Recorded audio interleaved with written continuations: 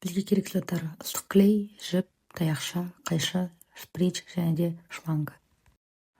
Ал енді біз жұмыс басына кірісетін болсақ, бізге 7 таяқша керек. Оның ішінде біз 4 таяқшаны осылай бірдей ұзындықта шеттерін кесіп аламыз.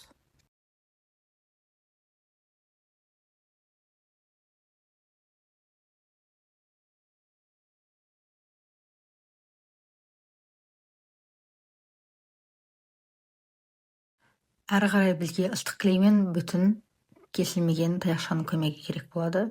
Бұл біздің кранымыздың негізі болып келеді. Біздің кранның негізін таяқшаны қорапшаның шетіне қарай жабыстырамыз.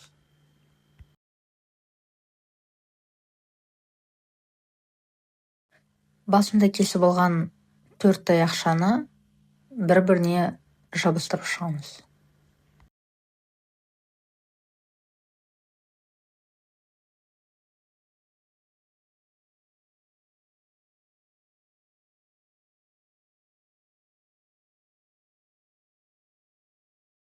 Әрі қарай осы таяқшаның басынан 1-2 сантиметр қалдырып, қайшымен тесіп шығамыз.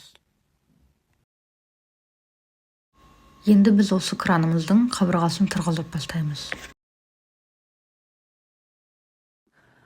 Ыстық клейді жақсылап жағып, 2 бір-біріне жабыстырылған таяқшаны, тесігі бар таяқшаны бірінші қабырға жағына қоямыз.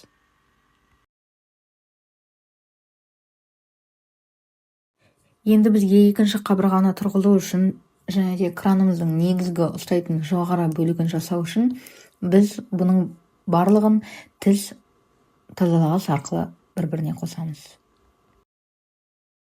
Жақсылап кранның негізін жабыстырып аламыз.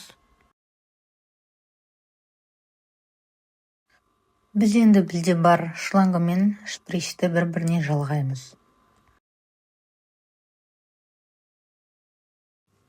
Ыстық клейдің көмегімен бізде қалған екінші шприцті қолданып, шприцті кранның негізіне 45 градусқа көтеріп жабыстырамыз.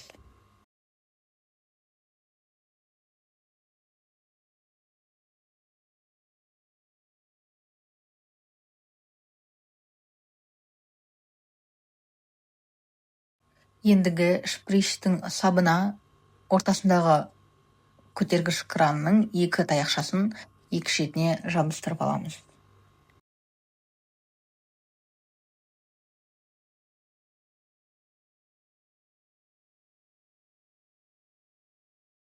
Бізге енді тағы да кішкентай кесілген қорапша қажет болады.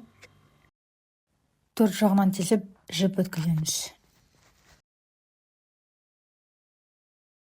Кранымыздың көтергіш бөлігіне жаңағы жіппен өткізген картонды жалғаймыз.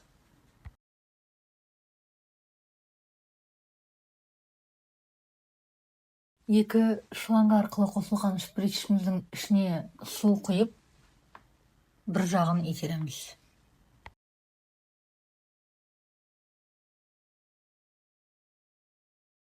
Сонымен біздің гидравликалық кран дайын.